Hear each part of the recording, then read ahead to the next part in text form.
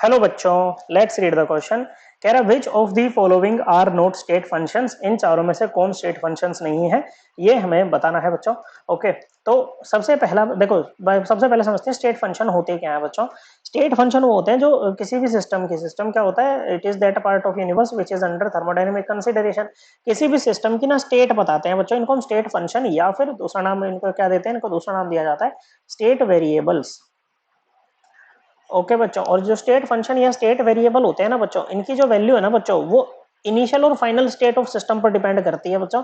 मान लो ये initial state है और ये फाइनल स्टेट है बच्चों, इनके ऊपर ही डिपेंड करेगी, ना कि इसके ऊपर कि आप इनिशियल से फाइनल स्टेट आप इस तरह से पहुंचे हो, आप ऐसे पहुंचे हो, आप ऐसे करके पहुंचे हो, मतलब क्या पाथ आपने अडोप्ट किया है उसके ऊपर ये डिपेंड नहीं करती है इनकी वैल्यू। ओके बच्चों, ओके, और जिनकी बच्चों इनके पाथ के ऊपर डिपेंड करती है ना, उनको बोलते हैं पाथ फंक्शन। क्या बोलते हैं बच्चों? Path function.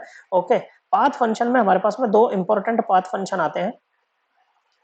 एक तो होता है हीट, ओके बच्चों, और दूसरा होता है वर्क। ओके, ये दोनों की वैल्यू ना बच्चों, अगर हम अलग अलग पाथ से जाएंगे ना, दोनों की वैल्यू डिफरेंट आएगी, इसीलिए हम इनको बोलते हैं बच्चों पाथ फंक्शन। क्यू हीट होता है बच्चों और डब्ल्यू वर्क होता है बच्चों। लेकिन बच्चों इन दोनों का जो सम होता है ना, क्यू प्लस डब्ल्यू, ये होता है बच्चों इंटरनल एनर्जी ऑफ सिस्टम। क्या बोलते हैं बच्चों? Internal energy of system. ये क्या है बच्चों? It represents the total energy of the system.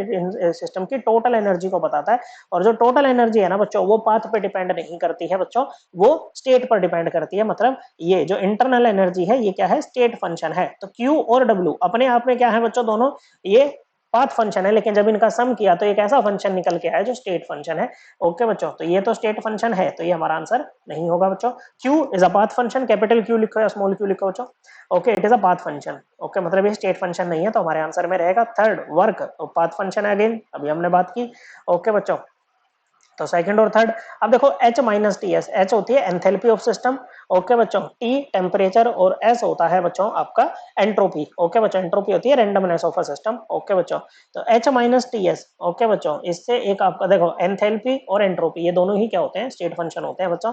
और इनसे निकल के एक नया स्टेट फंक्शन आता है H माइनस टी एस से, उसको बोलते हैं जी, गिब्स फ्री एनर्जी। क्या बोलते हैं बच्चों? गिब्स फ्री एनर्जी हम इसको बोलते हैं बच्चों। और ये भी क्या होती है बच्चों? एक स्टेट फंक्शन ही होता है। ओके बच्चों, तो ये भी स्टेट फंक्शन है, तो ये भी आंसर नहीं होगा। सो कौन कौन है बच्चों? सेकंड और थर्ड है जो हमारे स्टेट फंक्शन नहीं है। Correct answer option 4। ओके बच्चों, और इसको स्टेट फंक्शन को हम एनसीईआरटी से भी रेफर कर सकते हैं। क्लास 11 की एनसीईआरटी चैप्टर नंबर 6 में जाना है बच्चों, पेज नंबर 156 पे। So correct answer is option 4। I hope आपको एकदम क्लियर हो गया होगा। थैंक यू बच्चों।